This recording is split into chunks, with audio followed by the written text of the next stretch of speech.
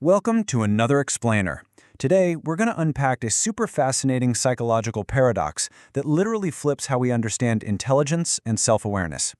Seriously, if you've ever wondered why some people seem so absolutely certain about things they barely understand, well, you are in exactly the right place. Okay, let's just dive right into this with a simple puzzle.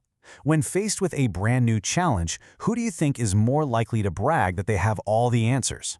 The person saying, "Oh, this is easy, I've completely figured it out." Is it a beginner or an expert?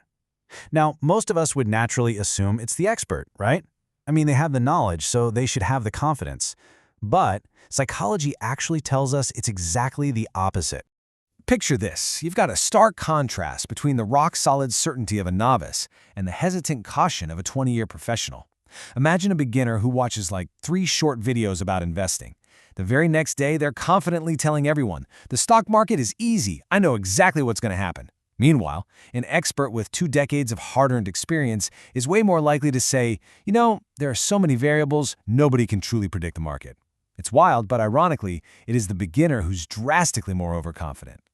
This totally counterintuitive behavior actually has a name. It's called the Kruger Effect. Basically, it's a psychological phenomenon where the person who knows the least is often the most confident, while the person who knows the most is usually the one scratching their head saying, well, it's complicated.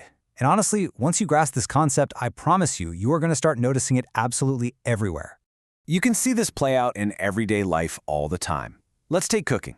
Nailing a homemade pasta recipe for the very first time gives you this incredible false high.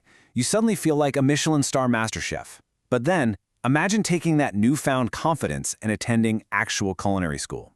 Suddenly, you're learning about complex sauces, the science of fermentation, precise knife skills, and food chemistry. And what happens? Your confidence actually drops. Now, it's not because you became a worse cook. It's because you finally understand just how much there truly is to learn.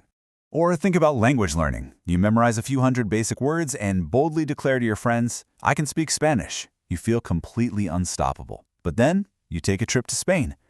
All of a sudden, people are talking at full speed. They're throwing in heavy slang, complex idioms, regional accents, the whole shebang. The result? You realize you understand almost nothing. For the very first time, you see the massive difference between memorizing a few words and genuinely knowing a language. That illusion is just completely shattered. So here's the crucial takeaway. Learning isn't just about collecting facts. It's really about uncovering the vast amount of information you never even realized you were missing. Knowledge doesn't just hand us answers on a silver platter. Instead, it powerfully reveals all these intricate questions we didn't even know existed in the first place. To really visualize this, imagine walking into a huge library. At first glance from the doorway, it might seem kind of manageable. You might think, okay, there can't be that many books. But as you wander through room after room, looking at shelf after endless shelf, you start to realize this sheer volume of books you have never laid eyes on. The deeper you go and the more you explore, the bigger that library seems. Well, learning works exactly the same way. The more you know, the more intensely aware you become of everything you literally don't know. And this brilliantly illustrates what we call the mountain of learning. So on day 1, you learn a few basics, and boom, your confidence shoots upward, you feel incredibly smart. But then, month 6 rolls around and reality arrives. You start discovering the exceptions, the nuances, the deep complexity of it all, and your confidence completely crashes. Now the thing is, you're not failing. You are just finally seeing the whole mountain in front of you. But here's the beautiful part. Look at year 5. If you stick with it and just keep learning, your confidence slowly and quietly rises again, but this time to a place of genuine, accurate mastery.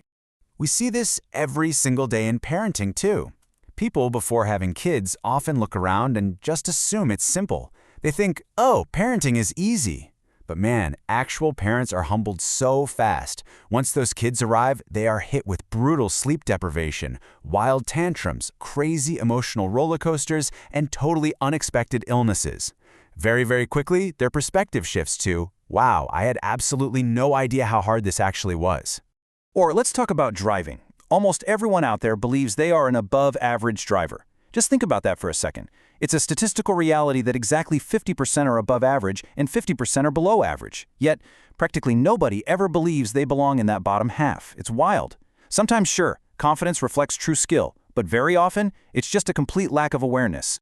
And of course, the internet acts as this massive amplifier for this blind spot. It constantly tricks us into confusing a brief introduction with actual mastery. Let's be real. Watching a 10-minute video on nutrition doesn't make someone a doctor. Reading one quick article on AI does not mean you can suddenly predict the technological future. And watching a short documentary on geopolitics definitely doesn't mean you can instantly dispense advice on international conflicts with absolute certainty. Curiosity is amazing. We love it. But the real danger is believing the first little spike of information is the entire mountain. Which brings us to the twist. We are all beginners at something. That's right. The Dunning-Kruger effect doesn't just afflict naive novices, it affects every single one of us. Think about it. Being highly established in one specific field does not make you immune to this effect. It simply shifts where your blind spots are hiding.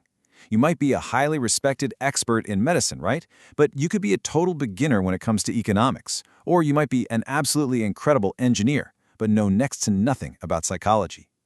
Having deep expertise in one single area absolutely does not grant you universal knowledge.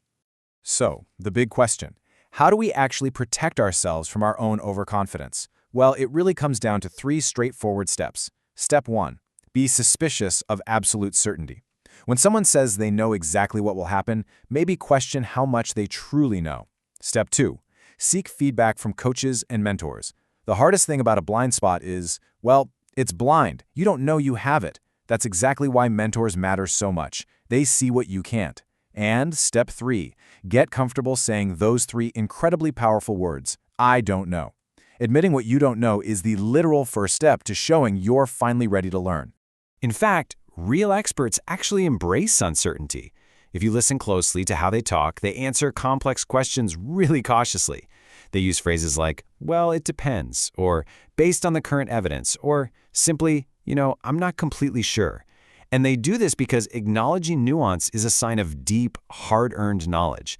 It is definitely not a sign of weakness. Now, the ironic takeaway from all of this isn't that you should just destroy your self-esteem or constantly doubt yourself. Not at all. The goal isn't to become less confident, it's to become confident for the right reasons. True confidence doesn't come from walking around believing you know everything. It comes from knowing that you have the capacity to keep learning and growing. I want to leave you with this final provocative thought. The very next time you feel absolutely convinced you've mastered a topic, ask yourself this: do I really understand this, or have I only learned enough to think I do? Because remember, the single biggest obstacle to becoming an expert is believing you've already arrived. Thanks so much for joining me on this explainer, and remember, keep asking questions.